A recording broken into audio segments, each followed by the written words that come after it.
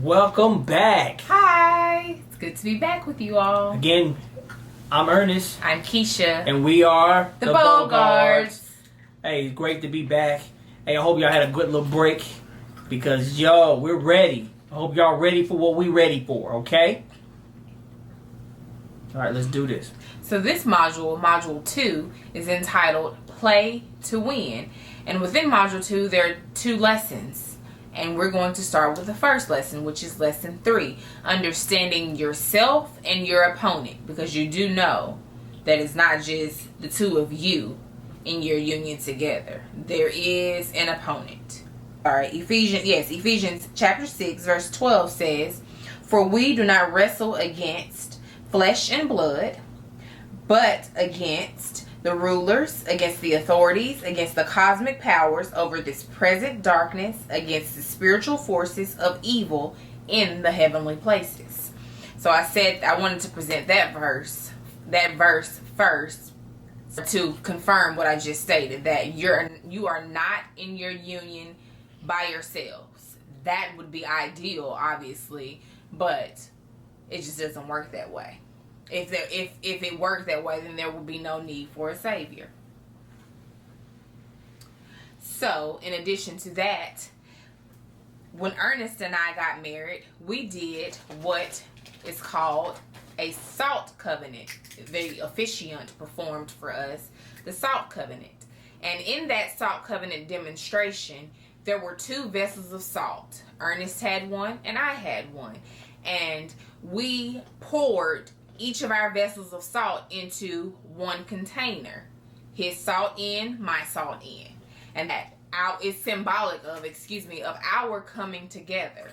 So, when you understand that you're not in the marriage by yourself, that there will be problems that come along, you have to understand that when a problem presents itself, you can't start with the salt, which is you're coming together with your spouse symbolically. Because you can't separate salt from salt. It's in a vessel together. Both salt is a white substance. So it's here together and you can't divide or separate what's in here. In addition to that, you can come together with a game plan. Ernest and myself, we have one that Ernest affectionately has brought into our union that we use quite frequently, but it works. So, Ernest, tell us a little bit about this. Yeah, so I ended up with this I guess you would call it process through the military. I was in the United States Army, third ID, rock of the morn, top of the rock. Yeah. So anyway, she's Air Force. We're not even going to get on this battle right now. But, we know who are the real kings of the battle. That would be us, okay? We need people in the air just as well. Thank you. We are supposed to be helping people, okay? So in the Army, they gave us this process called the 7 steps of problem solving. I included one of these inside of the packet that I sent to Dr. Griffin, so hopefully it finds its way to you. But here's a form that no matter what I go through, I pull out this form and I work through it with a sheet of paper, on the sheet of paper with a pen. And the reason why, because if you don't write about it, you ain't thought about it.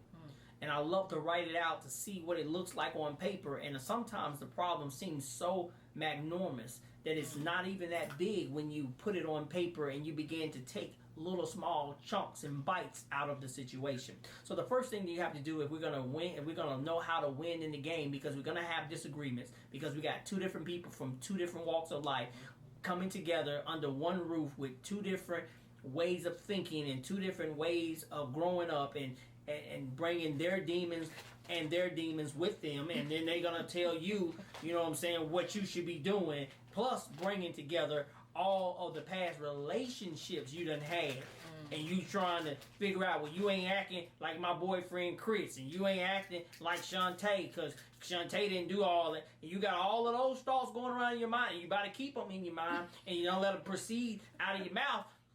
because you're gonna have yourself a problem. You Okay, better know. you're gonna have yourself a problem. You better know. But anyway, the 7 steps of problem solving. The first thing is you must identify what the problem is, not what you think the problem is, not what you feel the problem is. What is the problem? Did I disrespect you? Did I come at you sideways? Did I say something inappropriate? Did I not affirm you when you needed to be affirmed? What is the problem? Did I overspend the budget? Did I mess up the calculations? I mean, what did I do? What is the problem? Because if I cannot identify what the problem is, I cannot fix the problem. And most of the time, you be so stubborn that you don't even want to. I don't know. What's wrong with you? Nothing. What's wrong with you? Nothing.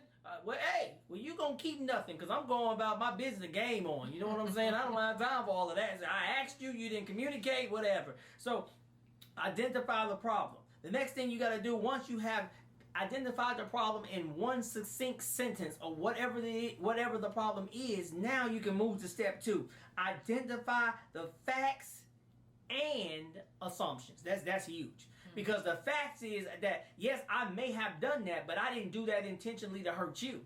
I did that because based off of the options that I had, I made that decision. I was not even thinking about that this was going to re-engage some childhood trauma from you. I didn't think about that. I'm just thinking about, hey, I got A or B, and these are 2 choices I got, B.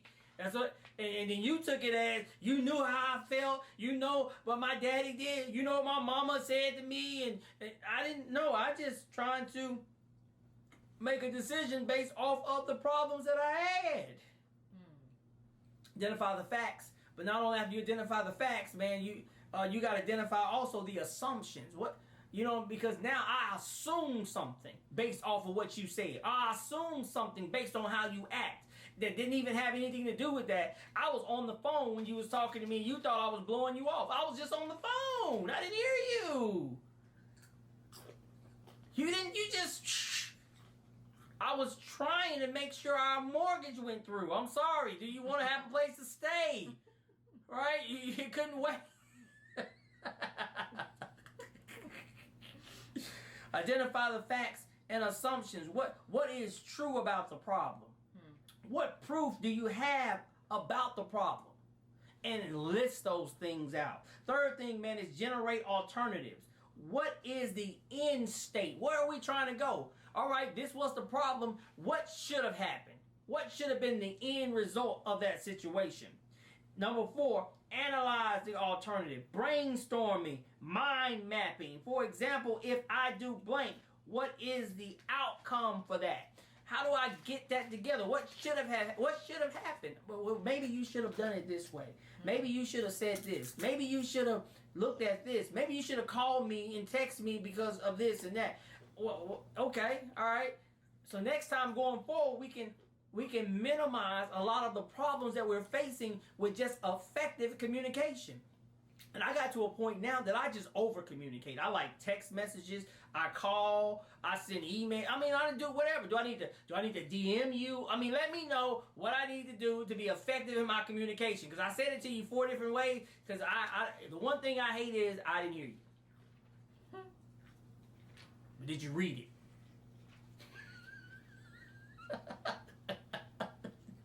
Effective communication. Number 5, compare the alternatives. Predetermined evaluation criteria. So use something that y'all done came up with to compare the alternatives. So what? All right, this was another alternative. We could have done this. I could have done that. Number 6, make and execute your decision. What is the best solution with the information you have at the time? Because you can't make good information. You can't make good decisions with partial information. Because how many times have you said, "Man, if I would have known that, I would have done this." But making a decision with the best information you got at the time, and then after a couple days or a week, assess your results.